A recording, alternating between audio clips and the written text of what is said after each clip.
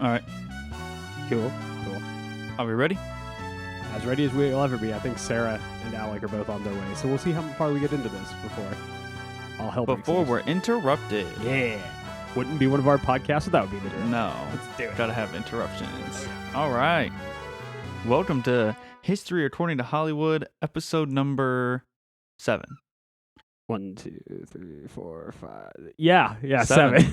7. All right. Kyle, I always asked you what we're talking about today. You never asked me what we're talking about. I'm never confident that you know. I have it written down. What are we talking about today, Dustin? You hesitated. We're talking about We Were Soldiers We were. from 2002. Were we? I don't remember that. We weren't. We were podcasters. I'm 4F unfit, bro. If I was a soldier, things were rough. Rough. Yeah. Here, Kyle, just weave your way to this machine gun nest. You got this. You could be the guy feeding the bullets. Yeah, I just need like sugar-free MREs. Guys, I'm diabetic. There's bombs going off. You're like, I'm actually diabetic. Is there any sugar-free I'm options? diabetic. I thought you had a lung disease. Yeah, I got that too. Yeah, can we keep the dust down some? And I'm afraid of heights, so AirCap's not my friend. Yeah, is anyone sending the Jeep?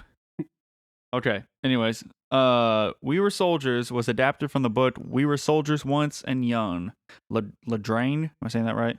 Yeah, Drang, I think, because it's an I. Yeah, the battle that changed the war in Vietnam by Hal Moore and Joseph L. Galloway. Yeah. This is directed by Randall Wallace. He also directed Secretariat and Man in the Iron Mask, and he also wrote Pearl Harbor and Braveheart. I love both Secretariat and The Man in the Iron Mask. I've seen neither. Wow. Yeah, I'm that guy. Bro. I'm sorry, man. I don't know what to tell you. Bro. This isn't our first one to not be nominated. I think Troy was our first one not to be nominated. I didn't. We have a very unhappy dog in the background. Anyways, so this was not nominated for any Academy Awards. It did open at number 1, and it grossed $115 million against a $75 million budget. That's not bad, man. That's not bad, but it's not great either. Well, I mean, you were making a $75 million budget movie. Like, you weren't expecting it to be, you know? Yeah. Yeah, so it wasn't a big success. Currently, it's a 7.2 on IMDb, 64% critic rating, 84% audience rating on Rotten Tomatoes.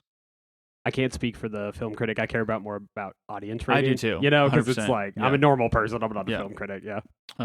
Yeah. So, we have quite the cast here. Yeah, we do. We have Mel Gibson Yep. returning. Oh, yeah. Well, he freed Scotland. He had to fight another war. Right. Yeah. And we have Madeline Stowe. No, yeah, Madeline Stowe. She's from 12 Monkeys. That's Hal Moore's wife. Okay. Mel Gibson's wife. Greg Kinnear, who I remember is the psychologist from Anchorman 2. Ah. I know he's been in a bunch of other things, but that's what I know him as, or know him from. He's the helicopter pilot. Okay. Bruce Candle. Bruce. Yeah. Bruce. Snake shit. Yeah. Sam Elliott. Yeah. Weirdly, doesn't look like Sam Elliott. Well, it's because he shaved. It took me a minute. His eyebrows seem really thick, and his facial hair is gone. Yeah. And he cut his hair, so he doesn't have long hair and he has no mustache. Yeah. But then he speaks, and you're like, oh. Well, yeah. There's I know no that denying guy. that voice. Yeah. But it took me a minute. I was like, that's him? Is that him? Who? Okay. What? Who is All right. this? What are we doing? And then we have Barry Pepper, who is a weird name. That is a weird name. I'm sorry, dude. Yeah. He's the sniper from Saving Private Ryan. Yeah, he's in there. He plays Joe Galloway, the other author. The guy of who the plays book. Gary Bertier, the All-American linebacker from Remember the Titans. From is also in Remember this the movie. Titans. Yes, I haven't seen him in anything else. I have seen no, just those two. Yeah. Yeah. Okay. So we start out these aren't American soldiers. No. These are French soldiers. Yes. Ambushed by Viet Cong. Indochina? Are they? I was confused because I thought it was the Viet Cong, but then they said something about it was Indochina, and I was like, okay. Vietnam is part of what was French Indochina, which is Thailand, Laos, Cambodia, and Vietnam. So the French Indochina War, or the first Indochina War, is France versus Vietnam, but it's in the French colony of French Indochina. before it all Interesting. breaks up into independent things. Okay. And that is in 54? Yes. Okay. So we're fast forwarding about 10 years. Right.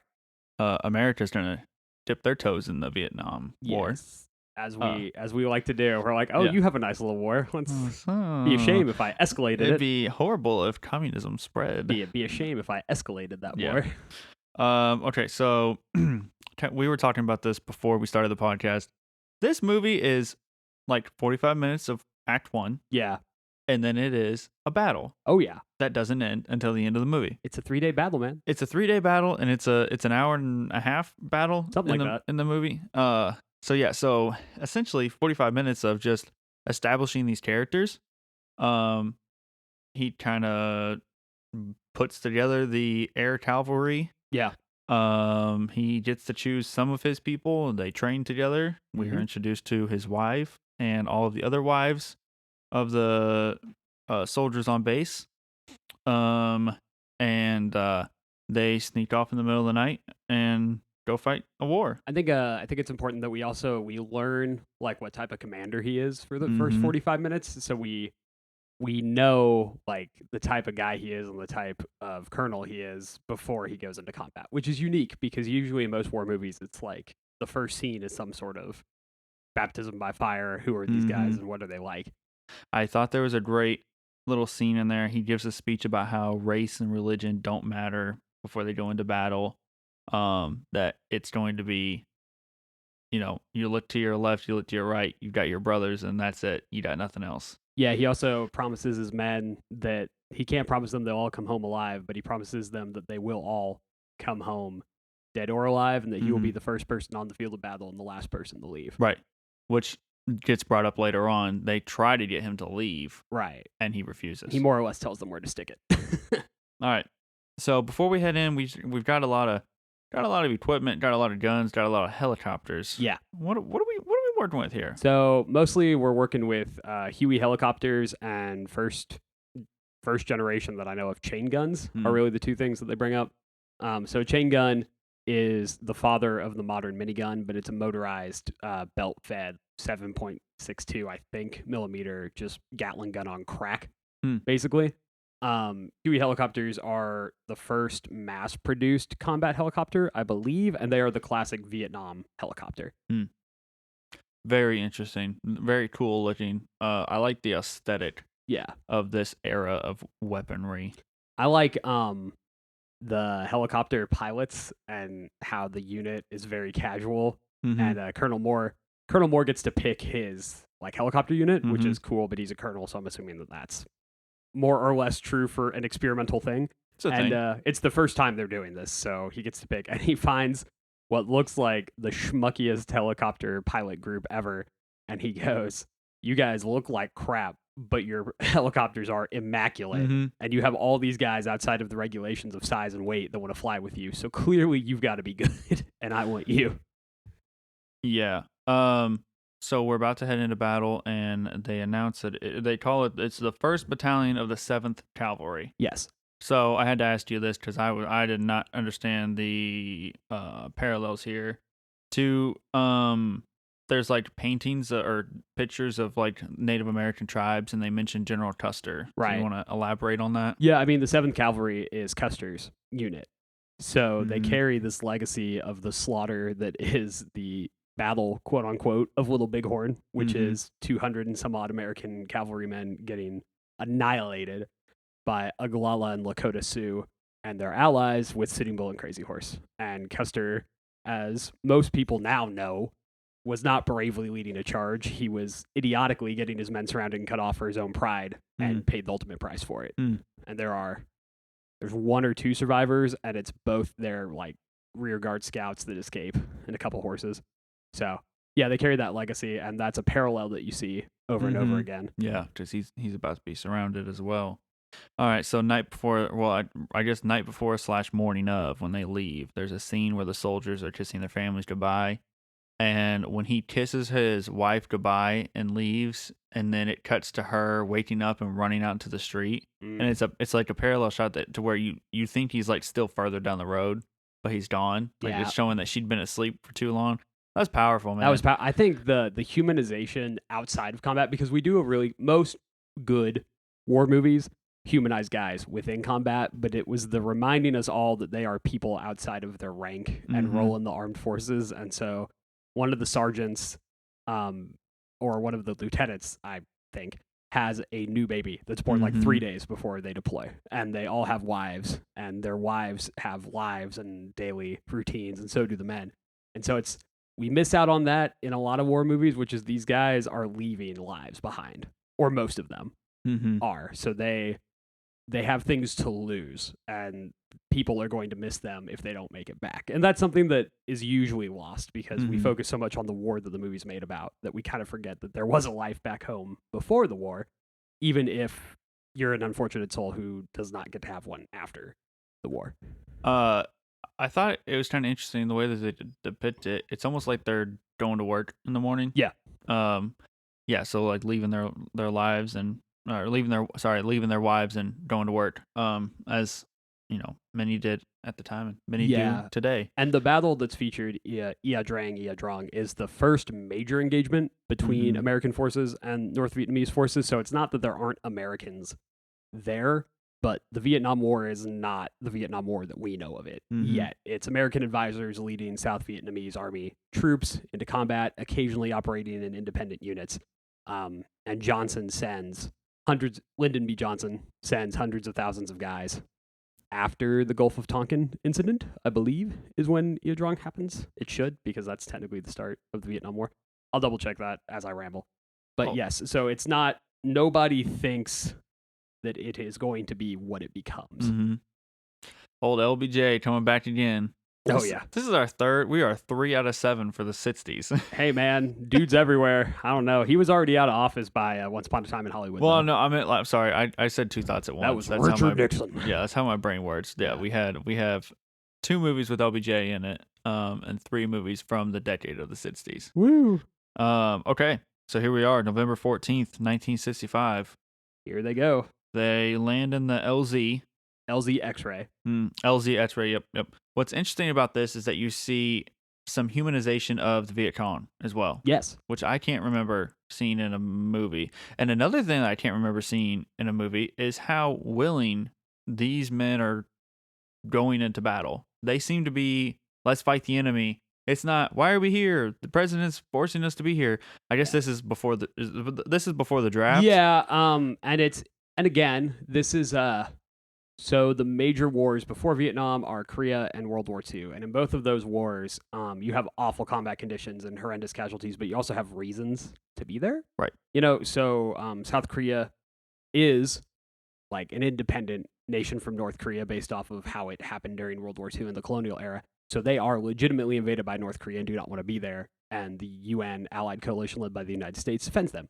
World War II is Hitler and the fascist Empire of Japan, who are torturing people en masse and conquering places. So both of these wars have like reasons, and you can at least wrap your mind around, I'm going here to stop these people from doing this thing.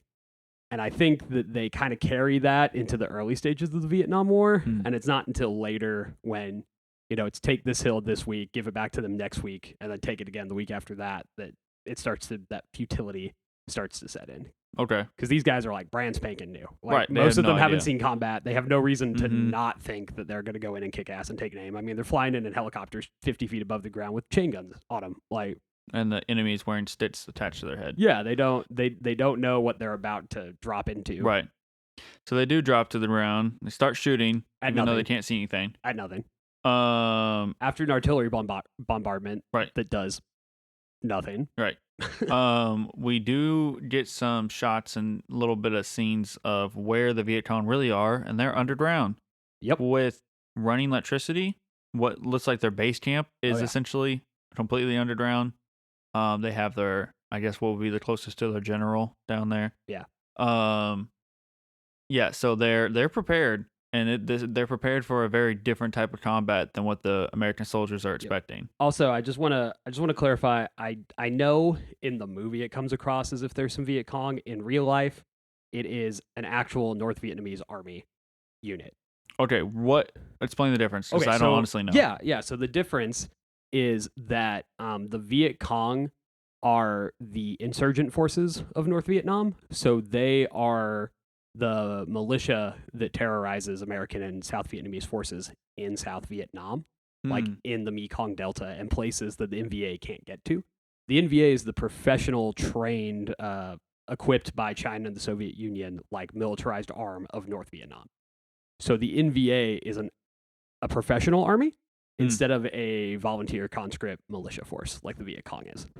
I should have paid more attention to history. I thought Viet Cong was just the name of the Vietnamese soldiers. No, a lot of people think that, but it's a very specific. The reason American veterans talk so, negatively of the Viet Cong is for good reason. You're on base, and this guy that you've known for 3 months blows up your barracks, or this old guy, in my grandpa's experience, he was a cook in a MASH unit. This older man who brought you firewood for the better part of a year randomly one day shows up with a sniper rifle and starts taking pot shots at you.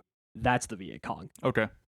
Yeah. So it's more like civilian. They are the ones that inspired like terror and the headlines of just how awful the Vietnam War was. All right, so we have a couple of platoons on the ground, and they're gonna basically immediately spread out. They follow a scout into a very obvious ambush. Right, like, my dudes. And it's the gung ho guy who gets called out earlier by Colonel Moore and Sam Elliott's character by being too eager to win medals, and he just runs right in there and gets his unit shot to crap. Right. Okay, so here we start with the times. Yes. First thing, why is this not in military time? That's a great question. Probably because most people don't know military time off the top of their head. I guess, but that was the first, like, as soon as it came up 1:15, the Knoll, I was like, why is it not? Because there's a 2:27, the creek bed follows, and then, like, I don't know if it's the next one after that or like later on, it's like 2:20 something in the morning. And I'm like, okay, well, that's whatever. Yeah, all right. And I think that was probably public consumption purposes, because a lot of people think military time is harder than it is, and they don't know to just subtract 12. 12, dude. Yeah. I had to actually tell my mom that. She was talking about it, I'm like, have you just subtract 12? She's like, how did I not like put that together? Wow. Well, I didn't know there was a difference between Viet Cong and NBA. So I think it was just for like consumption reasons. But yeah, in real life, it would have been a military time because they're the military and they use military time. So. Okay. So this podcast, if we were just describing this movie, could be like 5 more minutes, because the Vietnamese soldiers show up. All right. They're underground. They're kind of ambushing at different times. Yep. They're launching like sneak attacks. They're flanking. They completely surround this LZ, and it holds together by like the willpower of the men and Colonel Moore's ability to lead in combat. And there are more or less 4 main areas of combat that we see, and they do get confusing, but it's the main command center, if you want to call it that, where Moore is based, a hill that the NVA managed to get to first. And so Colonel Moore's men are on the slope of the hill trying to hold them off. And I think it's weird that is the least emphasized of the 3 battlefields, only because defending on the downward slope of a hill is one of the worst things to have to do, just strategically, and always has been. Because you're shooting up, so to actually like fire, you have to expose yourself to to do anything at all. So there's that battlefront. I already mentioned the command center, quote unquote command center. It's all a battlefield. Like, it's just everywhere. There's a creek bank that one unit is pinned down and dug down into. And then there is Sergeant Savage, who's Gary Bertier from Remember the Titans. He is the ranking officer left after 4 or 5 guys get shot down in rapid succession trying to get his unit out of the ambush we previously mentioned. And they are like the Lost Battalion. Like, they're out there by themselves for a night and a day. What I really liked about that, there's a shot. They're sitting there. There's just 2 of them, and they're prone in the grass. It's pitch black. It's at night. And he says, I can smell them getting closer. Yeah. Like, what are you talking about? He said, I can smell them. They're coming up. I can't see anything, but I can smell them. Yep. And then he says, I need some illumination. And it just, like a light goes off, and it's from behind, and you just see these Viet Cong. Dang freaking not Viet Cong. All the Vietnamese soldiers are like 5 feet away. Oh, yeah. They're right on top of them, and they have and the interesting thing is, I don't have a lot of personal experience with Vietnamese cuisine, but if it's anything like Thai cuisine, you can smell it on people because the spices are so pungent, Yeah. and we don't use them. So yeah, if it's pitch black and I'm afraid for my life and I smell curry or something of the vicinity of curry, I'm gonna lose my freaking mind. Did you imagine Yeah. just what your diet is? Get you killed? Oh yeah, that would be If you'd had the salad, man, you'd still be here. There's probably some soldiers from the Middle Ages getting food poisoning and thinking the same thing right now. They're like, wow, I was on my way to the Crusades and I died in Italy from a bad crab. Bad crab. And then a secondary part of the movie is the home front, where the wives of these soldiers are starting to get the telegrams that they have been KIA'd, so killed in action, or wounded, or what have you. Because the radio works through this entire thing. So every night, Colonel Moore's reporting the casualties back to his base. And the first woman to get a telegram gets it from a cab driver. Right. So there's no chaplain, no army officers, a cab driver. And Hal Moore's wife decides that she will take over so that if nothing else, it can be somebody that they know with a little emotional connection to the people. So such sense of humor, but I was really wanting to like ring the doorbell and be like, telegram. Oh my God.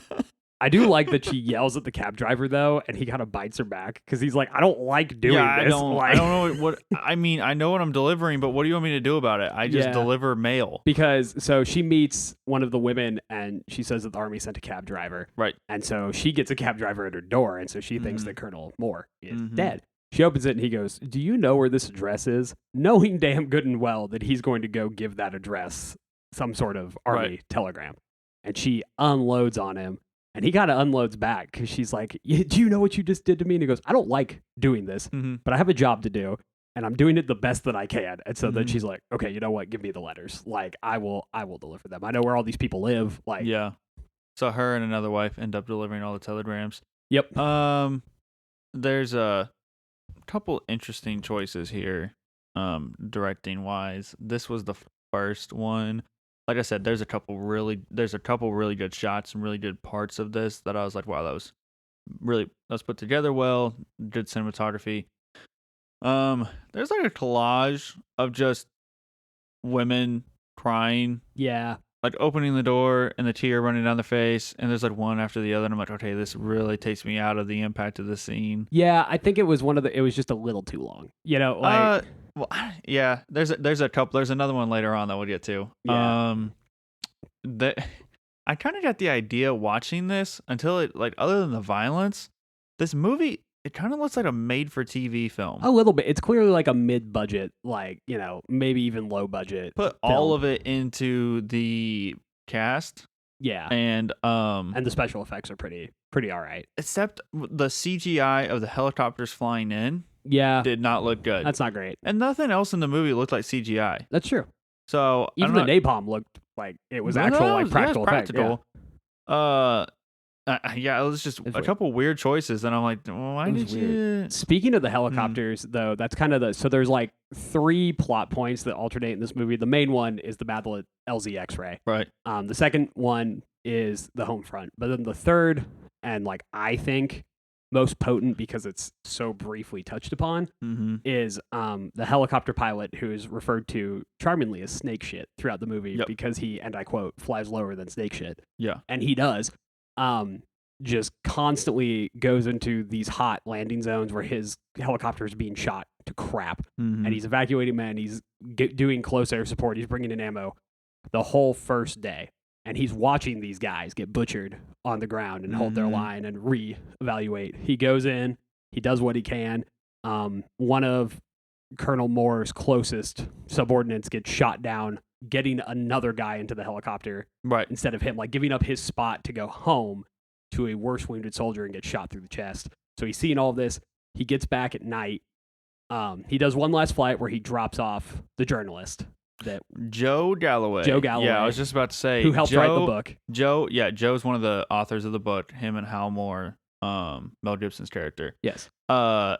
Joe is not a soldier. No. He is a reporter. Right. Who goes in and he does have this brief talk with Hal about why he's there. He says, my soul, and you touched on this earlier about why why people aren't so pro Vietnam War compared to previous wars. He says that every war this country's ever had, there's been a person from my family fighting in it.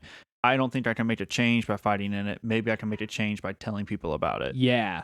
So that's it's an interesting different take Yeah. on not just the character, but like a perspective of looking at war. But yes, he does. He flies Joe in, and then after his last return to the base, they use buckets of water to just wash the blood and the bullet casings out. And yes, and that another one of those little, like it's a 2-second shot, but man, it's powerful. And then he gets out of the helicopter, and one of his I don't think he's a superior officer. I think he's an equal officer. Comes over to him and starts yelling at him because I suppose at this time I can neither verify this or deny it, but it sounds like something that would be realistic, is that there are rules for how hot of an LZ you fly your helicopters to, or that you lead people into that isn't a volunteer scenario without direct orders. And he's violated this because he keeps bringing all of these helicopters into this increasingly under fire landing zone. And this guy yells at him about putting his men in danger to be some hotshot pilot. And he tells him, you have the balls to face me and not the balls to face the enemy, and pulls out his service revolver on him and threatens to kill him. He says, the next time I see you, I'll kill you. Yeah. And so that just shows like the trauma he's been through in a very short period of time.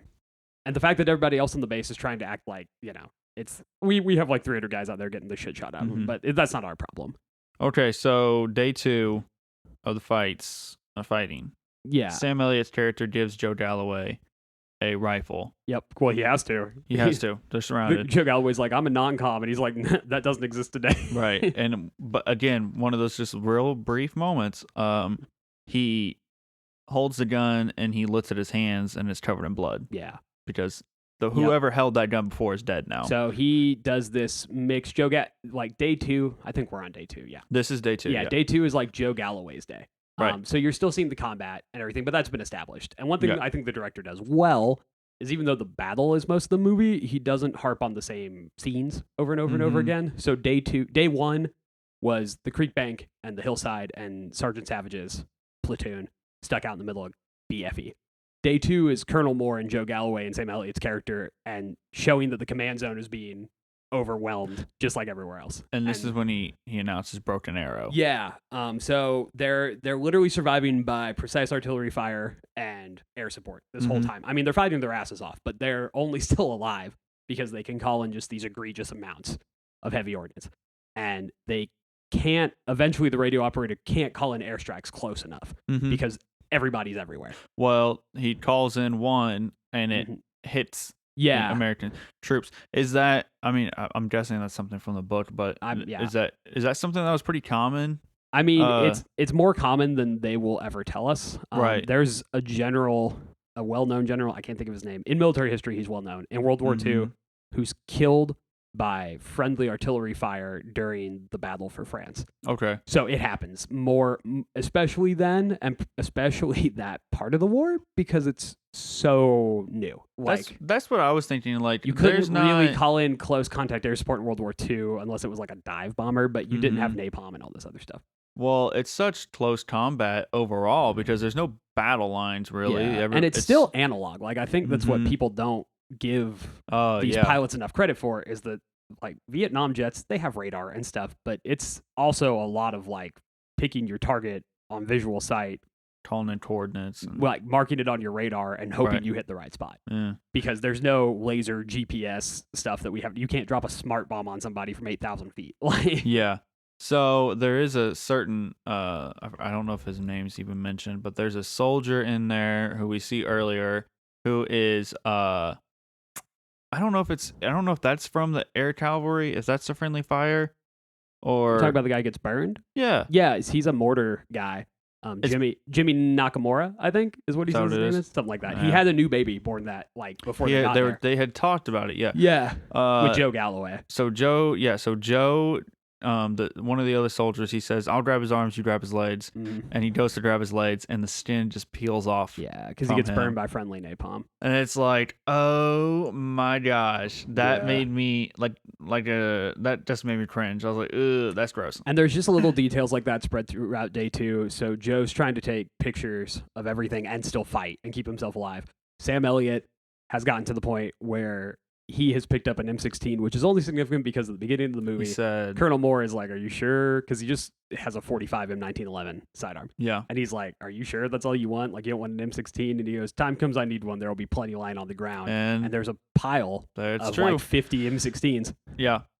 Second, this was another directing choice that I did not like. Sure. The montage of Joe intensely taking pictures. That was a little weird. Over top of what I was assuming are real pictures from Vietnam. But so what you do is you turn down the shutter speed, and so it looks real like jagged. Yeah. And like his movements are like they don't flow well, and it's super intense. And he's got this camera, and I'm like, this is weird.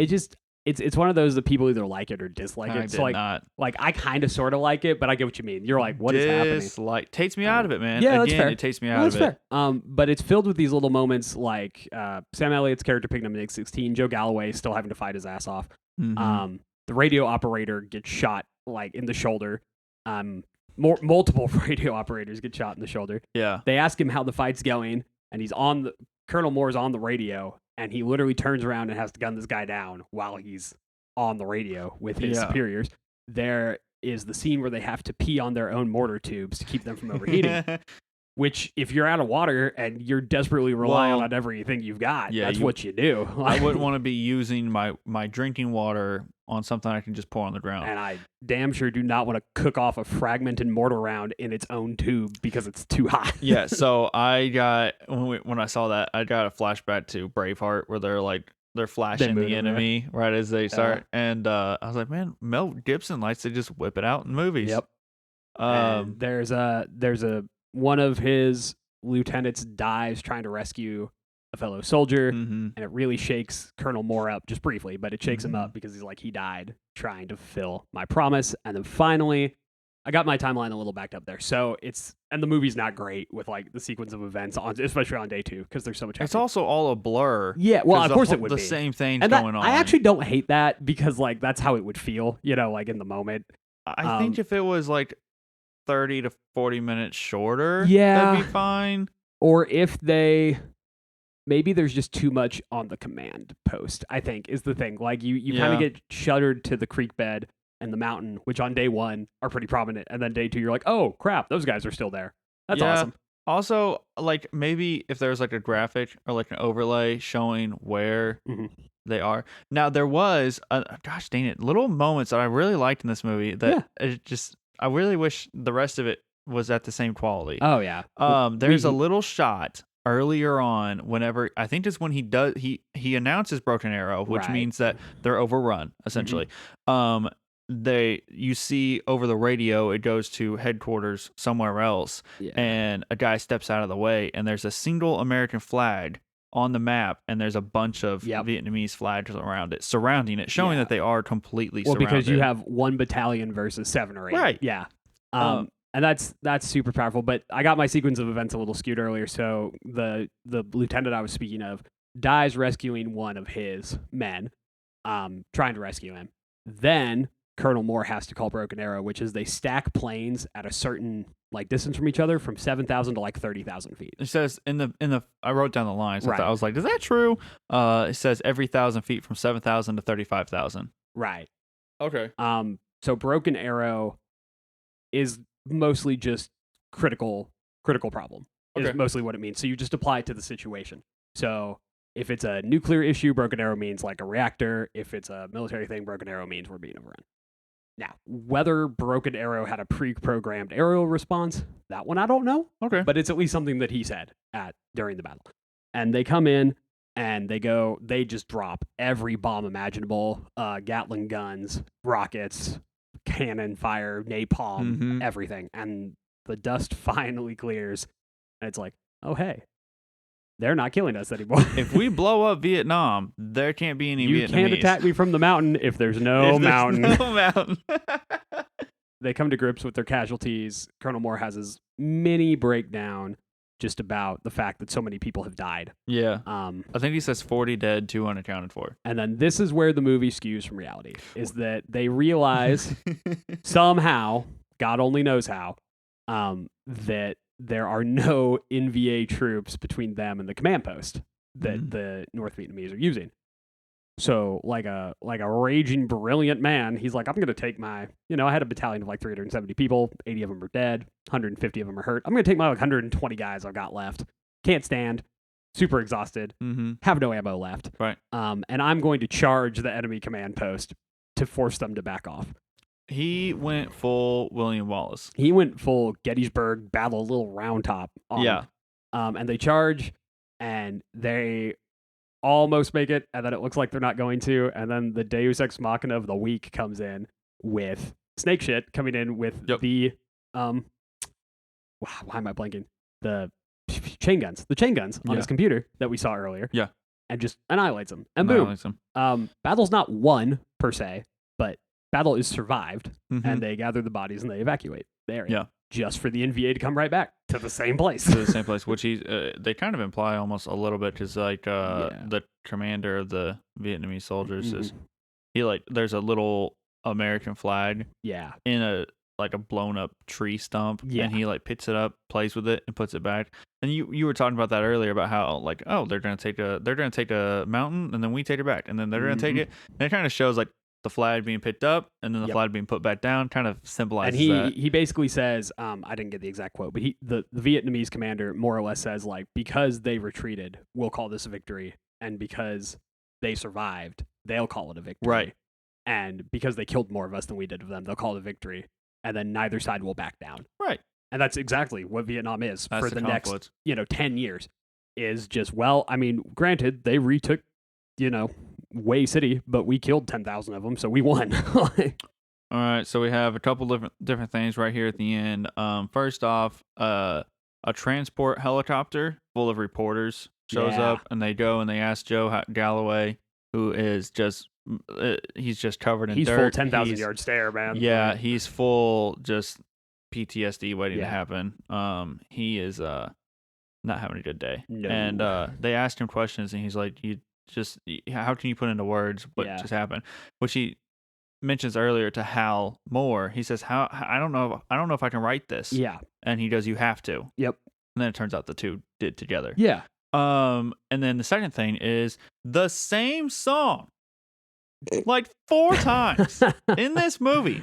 Yeah. Did they have a budget of $20 for the soundtrack? Man, I don't know. I know that iTunes was a little pricey in the early 2000s. Oh my gosh. That one I'm with you. I'm like, dude, pick a new song. Okay, yeah. So it's played super early on. It's played at like a very intense moment during the fighting when everything goes slow motion, which it does a couple too many times in my opinion. Right. And then it plays right at the end. Yep. And it's the same song that no one's ever heard other than this for this movie. So to briefly rewind in the timeline of this movie, we forgot to mention that Sergeant Savage's platoon, what's left of them, finally gets rescued after a day, a night, and a whole nother day. Yeah. And there's like 2 guys left that can actually stand and fight. And it's Sergeant Savage and the private that he's been next to the whole night. At least in the movie, I think there's just 2 guys left, period. Yeah, well, I mean, I'm sure there are some that aren't dead, but in terms of like, I can give you a rifle and send you back. And they're sitting there, and Colonel Moore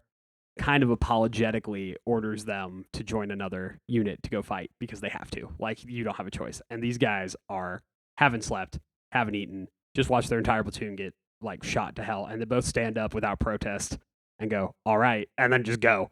Well, he says requesting permission to rejoin the line. Yeah, right. Yeah. Okay. Yes. All right. Right. That's crazy. But yeah. Well, I mean, at some point though, like, yeah. That is something.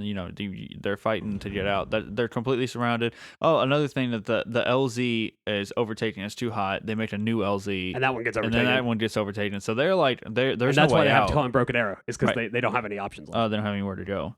Okay. Yeah, that was basically it. Once that song played again, I was like, all right, I'm done. I don't even know if anything happened after that. Yeah. Well, I didn't turn it off. I checked out. Yeah, so at the very end, Colonel Moore stays in combat for the better part of a year. Yeah. Maybe a little longer than a year. He finally gets back home to his wife and kids, and it's an army vehicle pulls up and rings the doorbell at like 9:30, 10:30 Mm-hmm. at night, and you can see in her face, she's like, he died. Yep. Like, that's why they're here. And she hesitates. So Sends the kids to bed. and she opens, and the person rings the doorbell like 8 times, and she opens it right as he's about to ring it again, and he's about to say something, like you can see it, and then he just can't, and he just starts crying and hugs her. Yeah. So, yeah, that's a pretty powerful. But then it flips to her best friend, whose husband was one of the guys killed, Right. crying over the letter that Colonel Moore wrote to her about his loss. So it's a very, very powerful, like, we only hear about the guys who came back. Like, don't forget that he left, not on purpose, obviously. Like, it wasn't his fault, but he left 89 lives in that field, and he got to come home. So is that the real number? Yeah, I think the real number is out of. It doesn't sound extreme until you realize there's only like 350 guys. Yeah. In LZ X-ray. Also, how many 89 how many wounded? It's 89 killed. Yeah.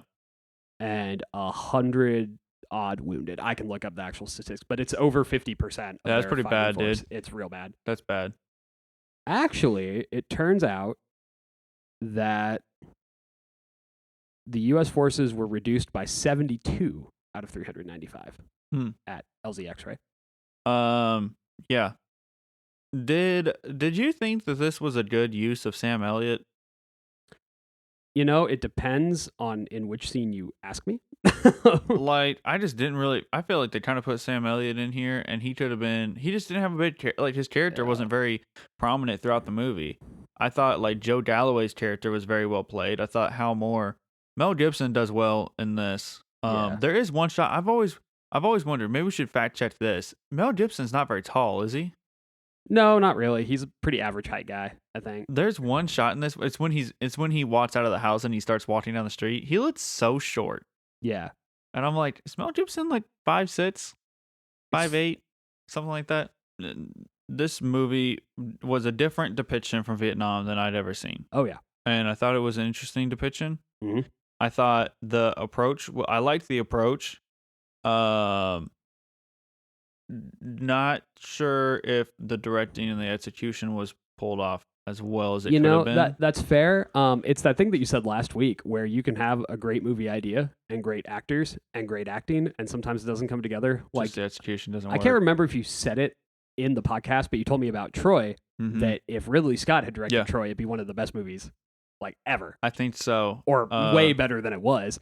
Did this story have the potential to be the next Platoon or the next Full Metal Jacket? Because when I think Vietnam movies, that's what I think of as those two.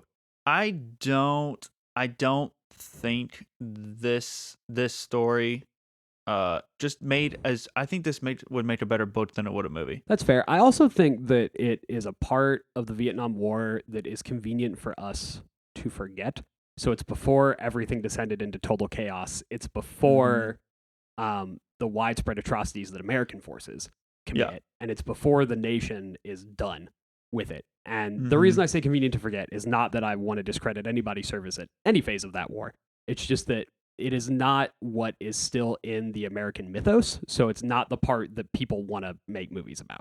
Which I think is important to have. I think it is, yeah. I think because if you only have, we talked about this of social memory, if you only have one perspective on something and that's what's portrayed over and over and over again. Yeah. Like, I think it's kind of funny. It's not funny, but it's just something that I think of. World War II, did the sun ever shine? Because every movie about World War II, it's cloudy, it's rainy, there's no sunshine. That's why I like Band of Brothers, the TV show, because there's lots of fights that happen on these beautiful days, and guys are just getting annihilated. Now, obviously, weather's not as important as, the country's attitude towards a war and like the soldiers' intentions. But I think it's an important part of Vietnam that it's like, hey, there's a reason we got involved so deeply, and it's because not everything was the Tet Offensive of 1968, and not everything was Nixon's, I cannot remember the air operation, Rolling Thunder. Yeah. Not everything was indiscriminate bombing. Like, there was a part of this war where it was attacking the enemy where they were, trying to get them out of South Vietnam. Yeah. And that's not any less chaotic, but it's a much more straightforward war in the beginning Yeah. than it becomes. I just realized there's parallels here. I think we talked about it off the podcast. I don't think we actually recorded it. Right. The parallels to the Native Americans Yeah. and General Custer. Well, it's the irony of it is that like it happened is that the Mhm. 7th Cavalry once again, 90 years later ish, 85, is surrounded in hostile territory by a Mhm. vastly numerically superior force. Only this time they're led by a competent commander, Mhm. and this time they live to talk about it. Right. And the ironic thing is, and I don't think that most people realize this. I don't think the director realized it. I don't know if Colonel Hal Moore realized it. Is that the air support, quote unquote, of the day for the 7th Cavalry when Custer was annihilated were Gatling guns. He Right. had them, and he chose to leave them behind because they were too slow. Mm. So if he'd have used the technological superiority that he had, Right. maybe he'd have made it. Yeah. Hal Moore in real life and in the movie proves to be a master of use the tools that you have to Mhm. get out something alive. Yeah. So General Custer was the leader of the 7th Cavalry. Yeah. And then the same situation that he was stuck in Mhm. is essentially what Hal Moore is stuck in, and he's also the And it shows the difference in what I mean. It's very difficult to compare like M16s and AK-47s just a bit to Winchester repeaters and battle lances, you know, bow and arrows. But like it does show to some extent how a good leader can get out of a similar situation Mhm. that a bad leader cannot. Yeah. Yeah. Okay. Rating time. Oh man. Who went first last time? I can't remember. It's I only have been no like idea. 3 days since we recorded last I one. I know. can't remember. Mm. I want to say it was you because I remember going on the spiel about like knowing that Troy's not great and still loving it anyway. Right. Yeah.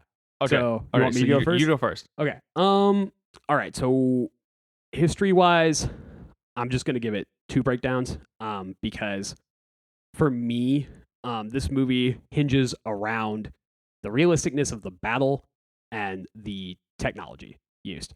Yeah. And like the personality of the soldiers for sure. But that I consider that realisticness of the battle. Mm-hmm. So technology, I will give from what I understand, like a 9 because it seems really, really close. Yeah. I even like that they had A1 Sky Raiders still, like the propeller planes, the prop planes that Oh they had. yeah, I saw Because those. And I those- was like, those they're were- using those At the very beginning of Vietnam, those were still our low altitude Interesting. bombers. Nice Yeah. touch.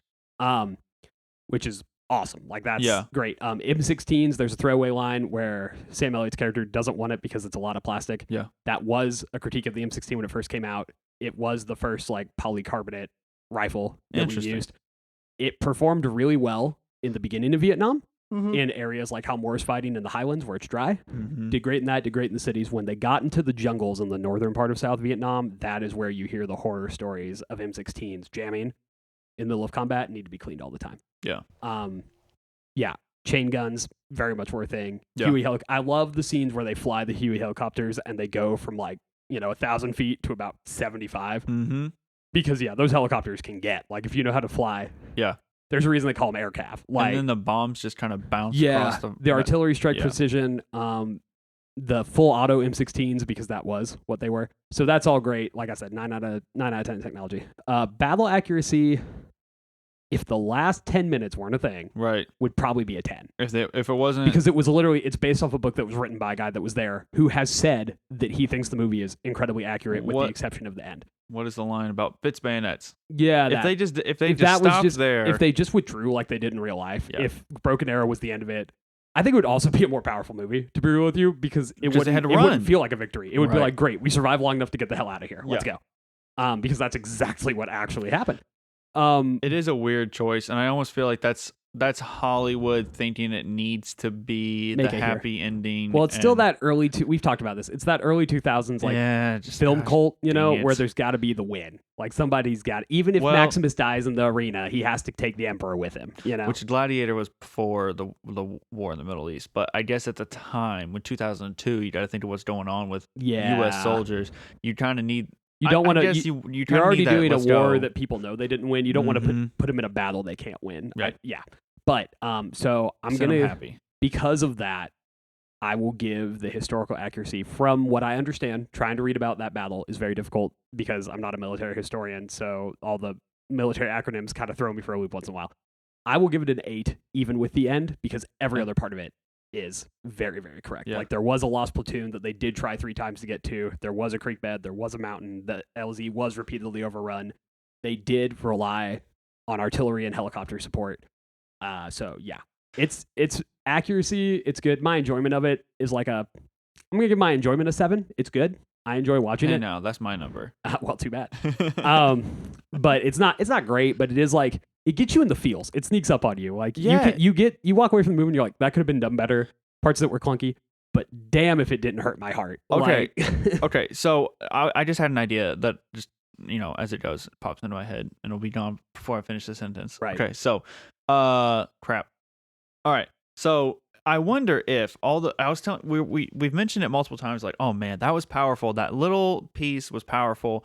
The shot of the Vietnamese soldiers being like 5 feet away, the skin falling off the ankles, the bucket of water in the helicopter, little things, and I wonder if those are actual memories from people who were there, and that's little things that stuck with them, and that's why they're so powerful in the film. Oh, I'm sure they were. I mean, there's something about the Vietnam War that when you hear people tell about their experiences in it, just hits you differently. And it's probably the futility of it. Like, it's probably the knowledge that we all have that we lost. Like, anytime you retreat, like, you quote unquote lose. Like, we couldn't win, so we didn't win, so we lost. And 58,000 Americans died for, I don't want to say nothing. I'm sure they had their personal reasons, but for geopolitically, nothing. Like, we didn't fulfill our objectives. Vietnam became communist. We took a really big blow in international prestige and in national unity. So yeah, it's just a rough period in American history to have to like have lived through. Yeah. One of the things that makes the decade of the 60s so it has so many depths to the ups and downs and the things that are happening, so many changes during that time. And knowing what we're doing for the rest of the podcast season, this is our last dip in the 60s water. Our last glimpse. So yeah. I'm gonna give it. Oh man, dude, I think it's too long. I say that about a lot of movies. You really got to earn a 2.5 hour movie, in my opinion. That's fair. Maybe that's if I was 21 years older and had watched this in 2002, maybe I think things differently. But I'm gonna go. Gosh dang it, I don't want to go with the 7. What did I give Troy? 6.5. I think so. It hurt my heart, but yeah. I'm going to give this a 6. Okay. All right. I'm going to give this a 6. I'd rather watch Troy. That's fair. I think we'd all, I mean, I don't know though. It's so weird for me because, like, for me, the emotional weight of a good chunk of this movie balances out the clunkiness of the other part, yeah, you're right. know? Maybe I'll give it a 7 because there's parts of this that I probably won't forget, but I don't ever want to watch this again. That's in all valid. honesty. Like, yeah, they're just little glimpses of it. And like I said, I really think that it really seems like memories from the soldiers that were actually there, because that seems like difficult to write. Little glimpses into what makes this feel so real and what makes it hit so hard. Yeah, it just seems, like I said, I think this would be a better book than it is a movie. Yeah. And I would be interested to read the book and maybe come back to it and do a book versus movie. Looking at one compared to the other. Weirdly enough, it might even be a better, like, 2-part, like, Netflix thing than even a movie, like a documentary, or like a Siege of Janetville type thing, like just a very quick hour and a half, like, this is what happened sort of movie. Yeah. Food for thought. All right. Well, my brain's full. Mine too. let's this is the day before Thanksgiving. While we're recording this, it will not be when we post this, obviously. But we're thankful for all of you. We're thankful for all of you, all and 7.5 of you. To the one person from Germany who listens to our podcast. Oh, it's my friend Anna. Maybe it's her family member, but yeah. Bonjour. No. Guten Tag.